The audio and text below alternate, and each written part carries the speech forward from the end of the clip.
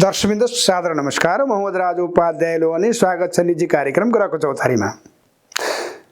हामी सदा यहाँहरू समक्ष उपस्थित भएका छौँ। विविध कार्यक्रमको बारेमा जानकारी गराउने क्रममा ऐतिहासिक जन्मकुण्डलीहरू जस्तो हामीले चाहेका छौँ कि राष्ट्रिय विभूतिहरू, राष्ट्रका एउटा महत्त्वपूर्ण व्यक्तिहरूको बारेमा यहाँहरूलाई अध्ययन गर्ने मौका मिलोस् र वास्तवमा राष्ट्रियता के हो, राष्ट्रियताका लागि कसले के गरे यो पनि जानकारी होस् भन्ने चाहनाका साथसाथै एउटा ऐतिहासिक अभिलेखहरूको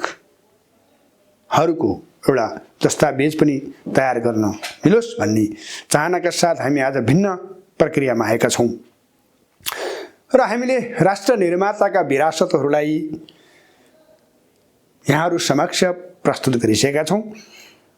नेपाल निर्माता राष्ट्रपिता श्री 5 महाराजा धीराज पृथ्वीनारायण शाहको बारेमा हामीले जानकारी गराइसकेका छौँ। दर्शकवृन्द, अब हामीले राष्ट्र, राष्ट्रियता, राष्ट्रभक्ति, स्वाभिमानता भन्ने बित्तिकै हाम्रा धरोहरलाई भुल्यौँ भने अथवा हामीले हाम्रो नाम लिँदै गर्दा, जस्तै मैले म ओजराज उपाध्याय लोहनी भने त्यहाँनिर मेरो मातापिताको नाम पनि जोडिन आउँदछ र मेरो देशको नागरिक भएको हिसाबले पनि जोडिन आउँदछ। र यी तीनटा चिजहरू हाम्रो मुख्य परिचय हो, हाम्रो यो स्वाभिमानता हो र हाम्रो यो धर्म पनि हो, हाम्रो यो कर्म पनि हो। र इतिहासलाई भुलेर, राम्रा कुराहरूलाई भुलेर, राष्ट्र निर्मातालाई भुलेर, राष्ट्र निर्माताको उपेक्षा गरेर हामी कहिले अगाडि बढ्न सक्दैनौँ। र अर्को महत्त्वपूर्ण कुरा के छ भने मातापितालाई भुलेर पनि हामी कहिले अगाडि बढ्न सक्दैनौँ। हुन त आजको युग हो, मातापिताभन्दा प्यारो आज धन भएको छ, देशभन्दा प्यारो धन र पद भएको छ, यो दुर्भाग्य हो। र आजको पुस्ताले यो कुरा जान्नु छ राष्ट्रियता के हो र युगौँ युगदेखि स्वतन्त्र रहेको देश, देवताहरूले बास गरेको देश, तन्त्र मन्त्र यन्त्रहरूको मुख्य स्रोत भएको देश, अष्टत्रिदेवीहरूले बास गरेको देश, पशुपतिनाथ स्वयंले निर्माण गरेको देश, गोरखनाथ राष्ट्रपिताले निर्माण गरेको देश, विभिन्न जात जातिका समूहबाट एकत्रित भएर आफ्नो क्षमता र शक्ति लगाएर धर्म र संस्कारलाई निरन्तर रूपमा अँगालेर शाह वंशहरूले टुक्रा टुक्रामा रहेको राज्यलाई यिनी नेपाली जनतासँग सहकार्य गरेर 4 वर्ण 36 जातको फुलबारी भन्ने सन्देशका साथ हामीलाई सुम्पिएको हाम्रो जन्मभूमि, पुण्यभूमि, स्वर्गभूमि, स्वर्णभूमिको आज कुन अवस्था छ यो पनि हामीले विचार गर्नुपर्ने छ। आज हामी यस्तो एउटा कुरा गरिरहेका छौँ जो राष्ट्र निर्माणमा अथक प्रयास गर्नुभएका, राष्ट्रिय रूपमा सधैँ सम्मानित र पूजनीय हुनुपर्ने र अत्यन्त शक्तिशाली वीर महापुरुष जसले आफ्ना पिताको सपना पुरा गर्नको लागि जुन बलिदानी गर्नुभयो र जुन खालको उहाँले आफ्नो जीवनकालमा जुन यातनाहरू भोग्नुभयो र आजसम्म पनि हराएको पात्र पृथ्वीनारायण शाहका माइला सुपुत्र बहादुर शाहको जन्मकुण्डली प्रस्तुत गर्न गइरहेका छौँ। हो दर्शकवृन्द, अरू कुराहरू इतिहासले भन्छ, यहाँहरू इतिहास हेर्नुहोला। म जन्मकुण्डली उहाँको कस्तो थियो र के गर्नुभयो त, के गर्न सक्ने थियो त आफै पनि अनुसन्धान गर्न सक्नुहुन्छ। र मैले जाने बुझेसम्मको मेरो अध्ययनले भ्याएसम्मको प्रस्तुति गर्ने प्रयासमा छु। र मलाई यो स्रोत प्राप्त भएको छ लक्ष्मीपति नयराज पन्थ सङ्ग्रहालयमा रहेको पाण्डुलिपि र मलाई प्राप्त भएको छ प्राज्ञ दिनेश राज पन्थद्वारा। बहादुर शाहको जन्म मिति र जन्म कुण्डली म यो यहाँ प्रस्तुत गर्न गइरहेको छु। यहाँ यो जन्म कुण्डली एकछिनमा म यहाँहरूलाई प्रस्तुत गर्नेछु। सर्वप्रथम उहाँको जन्म कहिले भएको थियो भनेर भन्दा स्रोतले के भन्छ त भन्दा 5 असार 1814 मा बृहस्पतिबारको दिन औँसी तिथि मृगशिरा नक्षत्र र बो अक्षर गण्डयोग र यसमा जन्म भएको छ र मृगशिरा नक्षत्रको 31 घडी चान्चुल पला खाएको छ। जस अनुसार उहाँको जन्म कुण्डलीले अब के भन्छ त, यो जन्म कुण्डलीलाई एकचोटि हेरौँ। जस्तै हामीले पटक पटक भन्ने गरेका छौँ वीर महापुरुषहरूको जन्म कुण्डलीलाई हेऱ्यौँ भने र हामीले भर्खरै यहाँहरू समक्ष प्रस्तुत गरेको विश्वलाई हाँक्ने संयुक्त राज्य अमेरिकाको राष्ट्रपति जोन बाइडेनको बारेमा पनि हामीले यहाँहरूलाई कुण्डली प्रस्तुत गरेका थियौँ र दिनले यो भन्छ, ग्रहले यो भन्छ र यस्तो स्थिति छ भनेर हामीले यो विश्लेषण गरेर यहाँहरू समक्ष राखेका थियौँ। जस्तै राजनीतिमा शक्तिशाली हुनको लागि अनि एउटा वीर बहादुर बन्नको लागि धेरैभन्दा धेरैलाई जित्नको लागि मुख्य ग्रह सूर्य नै चाहिन्छ भन्ने कुराको प्रष्ट नेपाल निर्माताका एउटा ठुलो अङ्ग जस्तै पृथ्वीनारायण शाहले त पूर्वतिर मात्रै राज्य फैलाउनु भएको थियो र पश्चिममा किल्ला काङ्गडादेखि उता हिमाचल प्रदेशसम्मको राज्य फैलाउने बहादुरी गर्ने ती बहादुर व्यक्ति जसलाई हामीले आजसम्म सम्मान गर्न सकेको छैन राज्यले अथवा समाजले। इतिहासलाई हेर्दा त्यस्ता व्यक्तिको जन्म कुण्डली प्रस्तुत गरिरहेका छौँ जसको जन्म भएको छ असार महिनाको 5 गते अमावास्याको दिनमा र उहाँको जन्म कुण्डलीमा ग्रह यस प्रकार रहेका छन् कि उहाँको सिंह लग्न छ। सिंह लग्नको मालिक सूर्य एकादश भावमा गएर बसेका छन् र यसलाई हेऱ्यौँ भने हामीले के देख्छौँ भने स्वर्गीय प्रजातान्त्रिक नेता पूर्व प्रधानमन्त्री गिरिजाप्रसाद कोइरालाको जन्म कुण्डलीमा नमिलेको एकादश भाव जम्मा एउटा छ, त्यो चन्द्रमा हो। अरू 3टा ग्रहहरू एकादश स्थानमा रहेका छन्। जस्तै कुण्डलीलाई एकचोटि हेरौँ र संक्षिप्तमा यो कुण्डलीको बारेमा हामी भन्छौँ। कुण्डलीलाई एकचोटि हेरौँ। जस्तै सिंह लग्न छ, सिंह लग्नमा एकादश स्थानमा बुध सूर्य र शुक्र छन्। दशम भावमा राज्य भावमा चन्द्रमा छन् अनि भाग्य भावमा एकल राजयोग बनाएको मङ्गल छन् र जस्तै पञ्चमेशले दृष्टि दिइरहेको छ मङ्गललाई, भाग्येशलाई पञ्चमेशले पनि दृष्टि दिइरहेको छ। त्यसै गरी अनि 6 भावमा केतु रहेका छन्, शत्रुलाई विनाश गर्ने पनि ग्रह यहाँ देखिन्छ। यो त पछि हामी व्याख्या गर्छौँ। मैले संक्षिप्त कुण्डली यहाँहरू समक्ष राख्न खोजेँ। सप्तम भावमा शनि छ र त्यसै गरी 9 भावमा एकल राजयोग बनाएको मङ्गल छन् भने दशम भावमा चन्द्रमा रहेका छन्। यो संक्षिप्त कुण्डलीलाई हामीले हेऱ्यौँ भने उहाँको कुण्डलीमा चन्द्रमा औँसीमा चन्द्रमालाई निस्तेज अथवा अस्त भनिन्छ, चन्द्रमा अस्त छन् र सँगसँगै अर्को के छ भने यहाँ शक्तिशाली ग्रह जो सैन्य कौशलताहरू निर्माण गर्न सक्दछ, जसले जमिनलाई धेरैभन्दा धेरै बनाउन सक्दछ र पौरख र पराक्रमहरू धेरै गर्न सक्दछ, त्यो भने मङ्गल ग्रह हो।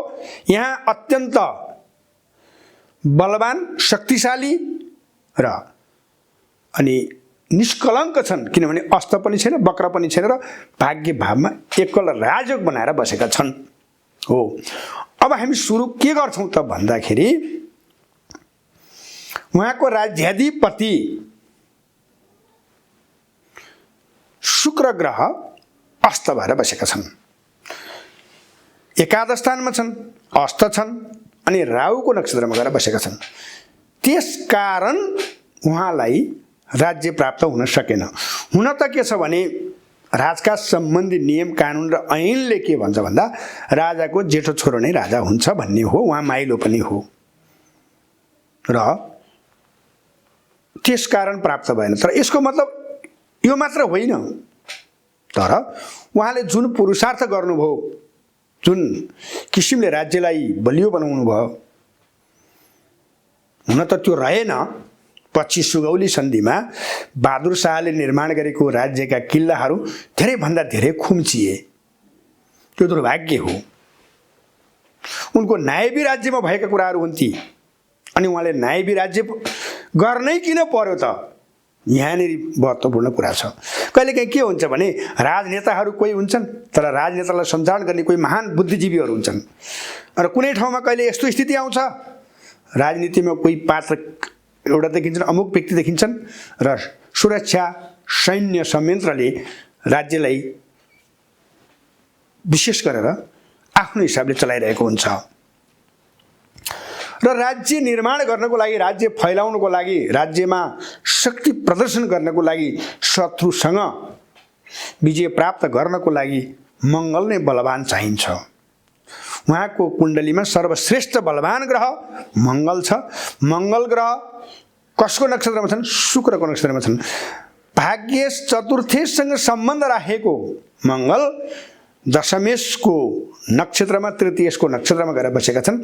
त्यसैले अत्यन्त प्रभावशाली, शक्तिशाली र राष्ट्र निर्माताको रूपमा आफ्ना पिताको सपना पुरा गर्नको लागि अथवा पिताकै केही अंश लिएर जन्मिन्छ छोरो भन्ने हाम्रो शास्त्रीय मान्यता छ। त्यसमा पूर्ण रूपमा पिताको सपनाहरू, पिताले कोरेका मार्गचित्रहरूलाई विशेषभन्दा विशेष रूपमा अगाडि बढाउने प्रेरणा मिल्नुको कारण भनेको मुख्यतया के छ भने उहाँलाई जमिनले साथ दियो। किन चतुर्थेश मङ्गल हो, भाग्य भावमा गएर बसेको छ। उहाँलाई सुरक्षा संयन्त्रले साथ दियो। त्यहाँ अत्यन्त सकारात्मक भएर मङ्गल बसेका छन् र उहाँलाई नितान्त रूपमा राष्ट्रभक्त नेपाली समाजहरूले पनि साथ दियो। किनभने उहाँकोमा कपट थिएन, किनभने वृष राशिमा मङ्गलको घरमा चन्द्रमा गएर बसेका छन्। यस्ता मान्छेहरू कपटी हुँदैनन्। त्यसले गर्दा अन्त्यमा के बुझिन्छ भने राष्ट्रभक्त, सभ्य, इमानदार र नैतिकवान मानिसहरूले जहिले पनि निष्कपट मान्छेहरूलाई नै विशेष सहायता दिन्छ। यो कुरा यहाँ प्रष्ट छ। त्यसै गरी उहाँको द्वितीय भावको मालिक बुध हो। बुध ग्रह के छ त भन्दाखेरि उहाँको राहुको नक्षत्रमा छ। त्यसकारण उहाँले धन जम्मा गर्नु भएन। राहु 12औं भावमा गएर बसेका छन्। हेर्नुहोस् है, 12औं भावमा राहु गएर बसेका छन्। तृतीय भावको मालिक शुक्र के छ त भन्दा शुक्र चाहिँ नि अस्त छन्। भाइको घरको मालिक हो। सेना, सैन्य, सुरक्षा, जमिन फैलाउने, बैरीहरूलाई निस्तेज गर्ने सम्पूर्ण कुरा हुँदा हुँदै पनि उहाँले राज्य निर्माण गर्नको लागि आफ्नो जीव ज्यान आहुति दिँदा दिँदै पनि उहाँको तृतीय स्थानमा वक्र बृहस्पति र तृतीय मालिक अस्त भएका कारण, अस्त ग्रह भनेको निस्तेज हुन्छ, वक्र ग्रहले उल्टो काम गर्छ। उहाँले राज्य निर्माणको लागि, राज्य सत्ताको संरक्षणको लागि सायद द्वापर युगमा भीष्म पितामहले जतिकै गरेको पाइन्छ इतिहासहरू र अभिलेखहरूमा हेर्दा, जुन दशा भीष्म पितामहको त्यो युगमा भयो त्यही नै दशा यहाँ बहादुर शाहको भएको पाइन्छ।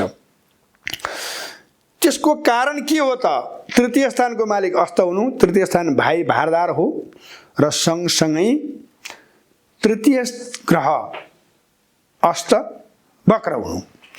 और वक्र ग्रहले उल्टो काम गर्छ। अस्त ग्रहले आफू मुनिको अस्थायी दिन्छ र उहाँ माइला भए पनि उहाँको भन्दा मुनिको भाइ जीवित रहनु भएन, किनभने त्यो इतिहास छैन। अर्को के छ त भन्दा चतुर्थ स्थानको मालिक मङ्गल अनि नवमेश मालिक मङ्गल ग्रह अत्यन्त शक्तिशाली भयो। सुरक्षा संयन्त्रले उहाँलाई सहयोग गर्यो। तर यहाँ मुख्य के देखिन्छ त यो कुण्डलीमा भने मङ्गल ग्रह दशमेश शुक्रको घरमा गएर नक्षत्रमा गएर बस्यो। शुक्रको नक्षत्रमा बसेको मङ्गल ग्रह शुक्र अस्त भयो हो। स्त्री जातिबाट उहाँलाई खास सहयोग मिल्दैन। त्यसो भएर उहाँले चलाएको नायबी राज्यमा सुरुवातमा विशेष गरेर उहाँको भाउजूले समेत विशेष निगरानी राखेको, उहाँलाई अवसर नदिएको अथवा गरेका कामहरूलाई पनि उहाँले पुरस्कार दिने ठाउँमा दण्ड दिएको इतिहासहरू पाइन्छ। त्यसै गरी अर्को महत्त्वपूर्ण कुरा के छ भने अनि परिवार पनि त हो चतुर्थ स्थान, पारिवारिक सहयोग पनि मिल्दैन भन्ने कुरा बुझ्न सकिन्छ। अनि पञ्चमको मालिक उहाँको बृहस्पति वक्र भयो। बृहस्पति वक्र पनि भयो र साथसाथै बृहस्पति शत्रु घरमा पनि भयो। त्यसकारण उहाँका सन्तानहरू उहाँको तुलनामा उहाँ जसरी आफ्नो पिताको सपनाहरूलाई पुरा गर्न जसरी सक्रिय हुनुभयो, जसरी उहाँले विभिन्न कालखण्डमा विभिन्न यातनाहरू सहेर नेपालको भूभाग फैलाउन जुन खालको भगीरथ प्रयास गर्नुभयो, त्यो खालको प्रयासहरू उहाँका सन्तानहरूले नगरेको पाइन्छ। किनभने वक्र ग्रहले किनभने त्यो सोच्दैन किन गर्ने भन्ने सोचेको पाइन्छ। अर्को के छ त भने उहाँको पश्चिमाहरूसँग विशेष सङ्घर्ष हुन्छ भन्ने कुरा केले बुझाउँछ भने सप्तम भावको मालिक शनि छ र कूटनीति क्षेत्र पनि त्यसलाई हेरिन्छ, पश्चिमा मुलुकलाई पनि त्यसलाई हेरिन्छ। त्यो ग्रह चाहिँ वक्र भएर बसेका छन् सप्तम भावमा शुभगृह। त्यसकारण उहाँले सौहार्दतासँग होइन, पश्चिमा शक्तिसँग र विशेष गरेर दक्षिणा शक्तिसँग उहाँले सङ्घर्ष गरेर, किनभने उहाँलाई सैन्य कुशलता अनि मातृभूमिको आशीर्वाद, आफ्नो स्वयं स्वर्गीय पिताको आशीर्वादको साथसाथै सामाजिक अथवा आम नागरिकहरूको, राष्ट्रभक्त नागरिकहरूको मुख्य सहयोगका कारण उहाँ सफल हुनुभएको देखिन्छ। र भाग्याधिपति राम्रो भए पनि कर्मेश अस्त भएको हुँदा उहाँको भाग्यले राज्य निर्माण त गर्यो, राज्यलाई फैलायो पनि, तर कर्मस्थान उहाँको चन्द्रमासँग शीतल पनि भयो, बेसको मालिक पनि भयो र दशमेश अस्त पनि भएको हुनाले उहाँका कर्महरू ओझेलमा परे, जसलाई राष्ट्रिय विभूतिको रूपमा सम्मान गर्नु पर्थ्यो। आज यत्र तत्र सर्वत्र पृथ्वीनारायण शाह पछि बहादुर शाहको विभिन्न तस्बिरहरू हुनु पर्थ्यो।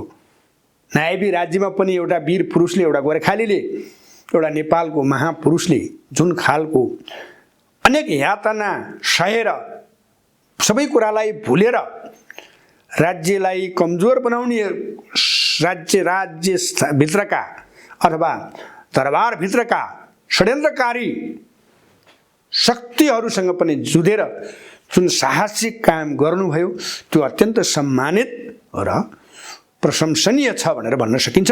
त्यो किन भन्दा उहाँको भाग्य चाहिँ बलियो छ, तर कर्मले गर्दा कर्म उहाँको ओझेलमा परेको छ। अर्को महत्त्वपूर्ण कुरा के छ भने उहाँको दाम्पत्य जीवन खासै सुखमय देखिँदैन। अर्को इतिहासले यो पनि भन्छ उहाँको विवाह त्यो काल जमाना अनुसार ढिला भएको छ। सप्तममा शनि अनि भाग्यस्थानमा सुरक्षा संयन्त्र सम्बन्धी मङ्गल एकल राजयोग बनाएको, पहिले त उहाँलाई फुर्सद भएन, दोस्रो शनिको काम ढिलो हो, त्यसले पनि उहाँको विवाह ढिला भयो भनेर बुझ्न सकिन्छ। यहाँहरूले पनि बुझ्न सक्नुहुन्छ ज्योतिष शास्त्रको अनुभवले। त्यसै गरी आर्थिक रूपमा उहाँले राज्यलाई प्रशस्त सम्पत्ति थुपारिदिनु भयो, त व्यक्तिगत रूपमा खासै देखिएन सम्पत्तिहरू। र अन्त्यममा के छ त भन्दा उहाँको 12औं भावमा राहु छ, कर्म गरेका कर्महरू ओझेलमा परे। 12औं भावमा बसेको राहु विभिन्न षड्यन्त्रहरू हुन्छन् यहाँ। अनि यहाँ पश्चिमा शक्ति पनि उहाँकै विरुद्धमा लागेका हुन्छन् र दक्षिणा शक्तिहरू पनि उहाँकै विरुद्धमा लागेका हुन्छन्। दक्षिण भावको अधिपति राहु 12औं भावमा गएर बसेको छ। उहाँलाई फेरि दक्षिण दिशा नै लगिएको छ, जहाँ एक खालको प्रवास देश निकाला गरिएको छ, इतिहासले त्यो भन्छ। कति सत्य हो थाहा छैन, मैले त यो कुण्डली मात्रै विश्लेषण गरेको हो। र असङ्ख्य सम्पत्ति राज्यलाई थुपार्न सफल भएर पनि व्यक्तिगत रूपमा सम्पत्तिको आकाङ्क्षा पनि देखिएन र सम्पत्ति थुपारेको पनि पाइँदैन। र अनि उहाँलाई पटक पटक असल काम गर्दा गर्दै पनि, राम्रो काम गर्दा गर्दै पनि, धार्मिक हुँदाहुँदै पनि, राष्ट्रभक्ति हुँदाहुँदै पनि, अथवा सिंहासनप्रतिको उहाँको निष्ठा हुँदाहुँदै पनि उहाँलाई पटक पटक झ्याल खान हालिएको छ। यसको मतलब हो 12औं भावमा राहु बसेका छन् र अर्को के छ त भन्दा उहाँको कर्मस्थानको मालिक शुक्र अस्त छ र उहाँलाई जे जति कार्यहरू गरिएको छ उहाँले गरेको न्यायवी राज्यमा धेरैभन्दा धेरै पटक इतिहासले के पाइन्छ भन्दा उहाँको भाउजूले उहाँलाई आक्रमण गरेको पाइन्छ। अनि किनभने स्त्री कारक ग्रह राज्य स्थानको मालिक एकादश स्थानमा गएर अस्त भएको छ, जानेर बुझेर नहुन सक्छ भनेर यहाँनिर भन्न सकिन्छ प्रमाण दिएर, किनभने शुक्र अस्त छ, त्यसकारण उहाँको कुशल कार्य कुशलता आदि कुराहरू देखिएको पाइँदैन।